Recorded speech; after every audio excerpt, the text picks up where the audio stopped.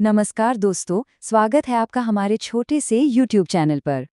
तो चलिए शुरू करते हैं, लेकिन हाँ, उससे पहले एक छोटा सा काम। अगर अभी तक चैनल को सब्सक्राइब नहीं किया है तो फटाफट कर लीजिए। और हाँ, इस पूरी क्लास की PDF आपको मिल जाएगी हमारे टेलीग्राम चैनल अपना ऑडियो बुक पर। लिंक आपको नीचे डिस्क्रिप्शन में मिल जाएगा।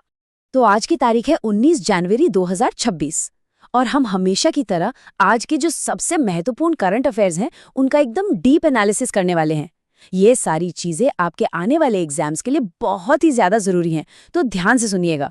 तो चलिए एक झलक देखते हैं कि आज हम क्या क्या कवर करने वाले हैं। सबसे पहले बात होगी कुछ इंपॉर्टेंट अपॉइंटमेंट्स की, नेशनल और इंटरनेशनल दोनों। फिर हम देखेंगे इंडिया के बड़े स्ट्रेटेजिक प्रोजेक्ट्स। उसके बाद जियोपॉलिटिक्स और ऑपरेशंस पर एक डीप डाइव होगा। फिर कुछ डोमेस्टिक अपडेट्स और आखिर में दुनिया भर की खास खबरों पर नजर डालेंगे। चलिए शुरू करते हैं हमारे पहले सेक्शन से, जिसका नाम है की अपॉइंटमेंट्स। यहाँ हम देखेंगे कि देश और दुनिया में कौन कौन से नए चेहरे इंपॉर्टेंट पोजीशंस पर आए हैं। तो सबसे पहली और एक बहुत ही इंपॉर्टेंट अपॉइंटमेंट है नेशनल इन्वेस्टिगेशन एजेंसी यानी NIA के नए डायरेक्टर जनरल की। ये जिम्मेदारी मिली है राकेश अग्रवाल जी को। और हाँ, एक छोटा सा करेक्शन है यहाँ। पिछली क्लास में शायद थोड़ी सी गलती हो गई थी, तो प्लीज नोट कर लीजिए, सही नाम राकेश अग्रवाल है। अच्छा, तो राकेश अग्रवाल जी के बारे में थोड़ा और जान लेते हैं। वो 1994 बैच के हिमाचल प्रदेश कैडर के IPS ऑफिसर हैं। काफी अनुभवी हैं और उनका टेन्योर 2028 तक का है। अब बात करें NIA की, तो इसकी स्थापना 2009 में हुई थी। हेडक्वार्टर्स नई दिल्ली में है और ये इंडिया की मेन एंटी टेररिज्म एजेंसी है। ये सारे पॉइंट्स एग्जाम के लिए इंपॉर्टेंट है। इस अपॉइंटमेंट को थोड़ा और कॉन्टेक्स्ट में रखने के लिए चलिए इंडिया की जो बाकी सेंट्रल आर्म्ड पुलिस फोर्सेज हैं उनके हेड्स पर भी एक नजर डाल लेते हैं। ये table exam point of view से आप समझ लीजिए बहुत ही इंपॉर्टेंट है। तो देखिए, CISF के DG हैं प्रवीण रंजन, ITBP के शत्रुजीत सिंह कपूर, SSB के संजय सिंघल, BSF के हैं प्रवीण कुमार, CRPF के ज्ञानेंद्र प्रताप सिंह और इंडियन कोस्ट गार्ड यानी ICG के हैं परमेश शिवमणि। इस लिस्ट को अच्छे से याद कर लीजिए। चलिए अब देश से निकलकर थोड़ा इंटरनेशनल सीन देखते हैं। एक बड़ी इंटरनेशनल अपॉइंटमेंट हुई है यमन में। वहां के नए प्रधानमंत्री बने हैं साया मोहसिन जिंदानी। वो इससे पहले फॉरेन मिनिस्टर थे। और ये अपॉइंटमेंट इसलिए भी खास है क्योंकि यमन में, जैसा कि हम जानते हैं, सिविल वॉर और एक बड़ा ह्यूमैनिटेरियन क्राइसिस चल रहा है। तो इस कॉन्टेक्स्ट में ये एक बहुत इंपॉर्टेंट जियोपॉलिटिकल डेवलपमेंट है। अब आते हैं एक इम्पॉर्टेंट जुडिशियल अपॉइंटमेंट पर। सुजॉय पॉल जी को कलकत्ता हाईकोर्ट का नया चीफ जस्टिस बनाया गया है। ये जुडिशरी के फील्ड में एक काफी बड़ी खबर है, क्योंकि आपको पता ही होगा कि कलकत्ता हाईकोर्ट इंडिया के सबसे पुराने हाईकोर्ट्स में से एक है। तो पहला सेक्शन यहाँ खत्म होता है। अब आगे बढ़ते हैं हमारे सेकंड सेक्शन की तरफ, इंडियाज मेजर स्ट्रेटेजिक प्रोजेक्ट्स। इसमें हम बात करेंगे टेक्नोलॉजी और ग्रीन एनर्जी से जुड़े कुछ बड़े पार्टनरशिप्स और इन्वेस्टमेंट्स की जो इंडिया कर रहा है। तो इस सेक्शन में सबसे पहले बात करते हैं पैक्स सिलिका पार्टनरशिप की। अब ये है क्या चीज? देखिए, ये इंडिया और USA के बीच एक नई ग्लोबल इनिशिएटिव है जिसे लीड कर रहा है अमेरिका। इसका मेन फोकस 3 चीजों पर है: सेमीकंडक्टर सप्लाई चेन को सिक्योर करना, आर्टिफिशियल इंटेलिजेंस यानी AI में आगे बढ़ना और साइबर सिक्योरिटी को मजबूत करना। अगर इसको आसान भाषा में समझें तो ये टेक के एरिया में इंडिया अमेरिका के बीच बढ़ते कोऑपरेशन का एक जबरदस्त एग्जाम्पल है। और हाँ, इसका एक बड़ा एंगल चाइना की बढ़ती टेक पावर को काउंटर करना भी। अच्छा, इस पैक्स सिलिका डील को थोड़ा और बेहतर समझने के लिए आइए इसको इंडिया की हाल की कुछ दूसरी स्ट्रेटेजिक डील्स के साथ कंपेयर करके देखते हैं। तो देखिए, USA के साथ है पैक्स सिलिका, रशिया के साथ हमने किया है रेलॉस एग्रीमेंट जो एक लॉजिस्टिक्स एक्सचेंज डील है, इजराइल से हम ले रहे हैं सर्वेलेंस के लिए हेरॉन TP ड्रोन्स और फ्रांस से इंडियन नेवी के लिए राफेल M एयरक्राफ्ट्स की डील हुई है। इस कंपैरिजन से साफ पता चलता है कि इंडिया कैसे अलग अलग ग्लोबल पावर्स के साथ बैलेंस बना के चल रहा है। अब एक बहुत बहुत बड़ी खबर, अमाउंट सुनिए, 13,000 करोड़ रुपए।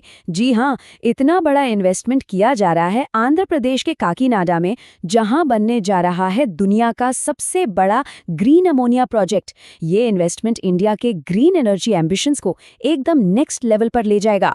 तो चलिए इस मैसिव प्रोजेक्ट के जो मेन पॉइंट्स हैं उन्हें फटाफट देख लेते हैं। लोकेशन काकीनाडा, आंध्र प्रदेश।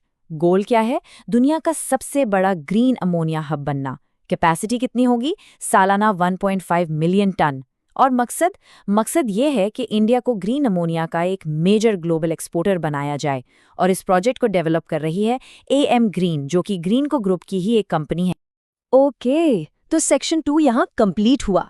अब हम चलते हैं सेक्शन 3 की तरफ, जियोपॉलिटिक्स एंड ऑपरेशंस पर एक डीप डाइव। यहाँ हम समझेंगे कि इस कॉम्प्लेक्स ग्लोबल सिचुएशन में, खास करके मिडिल ईस्ट में, इंडिया किस तरह के स्ट्रैटेजिक मूव्स ले रहा है। तो सबसे पहले बात करते हैं ऑपरेशन स्वदेश की। ये क्या है?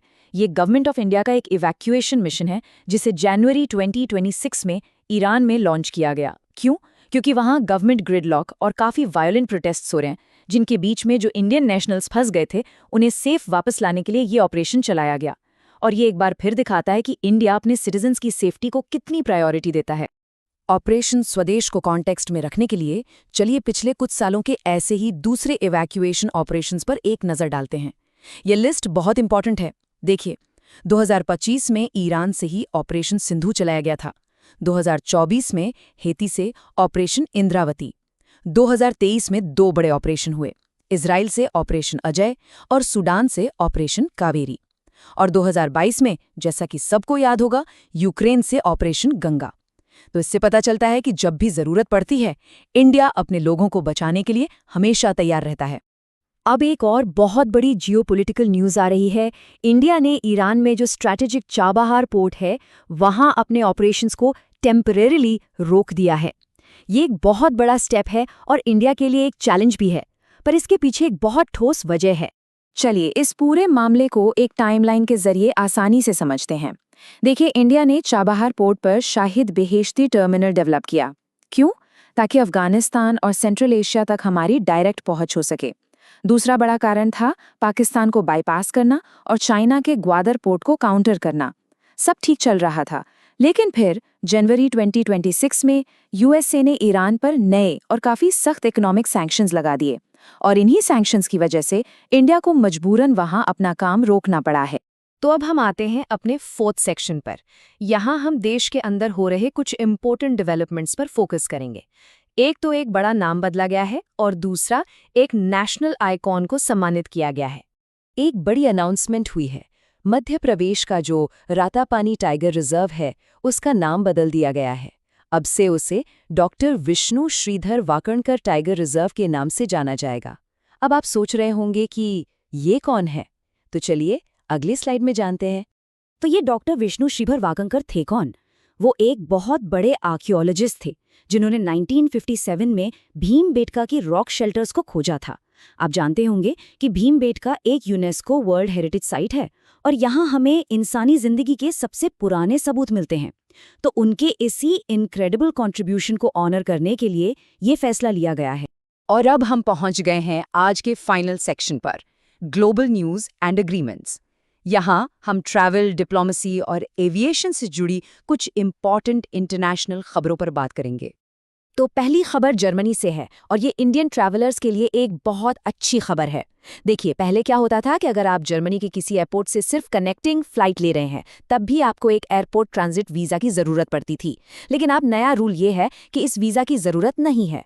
शर्त बस इतनी है कि आपको इंटरनेशनल ट्रांजिट जोन के अंदर ही रहना है, और आपकी अगली फ्लाइट 24 घंटे के अंदर होनी चाहिए। इससे सीधा फायदा ये है कि ट्रैवलर्स के 60 से 90 यूरो तो बचेंगे ही, साथ ही वीज़ा प्रोसेसिंग का झंझट और टाइम भी बचेगा। अगली खबर थोड़ी अजीब है और काफ़ी चर्चा में भी है। वेनेजुएला की ऑपोजिशन लीडर हैं मारिया कोरिना मचाडो, जिनको 2025 का नोबेल पीस प्राइज़ मिला था। उन्होंने अपना award US president Donald Trump को दे दिया है। ऐसा माना जा रहा है कि ये उन्होंने वेनेजुएला में डेमोक्रेसी लाने के लिए अमेरिकन सपोर्ट के एक सिंबल के तौर पर किया है। लेकिन इस पर नोबेल इंस्टीट्यूट का कहना है कि अवार्ड एक बार अनाउंस हो जाए तो उसे ना तो कैंसिल किया जा सकता है और ना ही किसी और को ट्रांसफ़र। तो ये एक अजीब सी सिचुएशन बन गई। और एविएशन सेक्टर से एक लास्ट अपडेट। यूएई की नेशनल एयरलाइन एतिहाद एयरवेज को airlineratings.com ने 2026 के लिए दुनिया की सबसे सेफ एयरलाइन का खिताब दिया है। और ये इसलिए भी खास है क्योंकि ये पहली बार है कि किसी गल्फ कैरियर को इस प्रेस्टीजियस रैंकिंग में टॉप स्पॉट मिला है। तो इसी के साथ आज का हमारा ये डीप डाइव यहाँ ख़त्म होता है। लेकिन जाने से पहले एक सवाल आप सबके लिए। के पेन्योर इंडिया का पहला डार्क स्काई डिस्ट्रिक्ट बनने जा रहा है। आपको ये बताना है कि ये कौन से स्टेट में है। अपना जवाब नीचे कमेंट्स में ज़रूर लिखिएगा। चलिए मिलते हैं अगले सेशन में। धन्यवाद।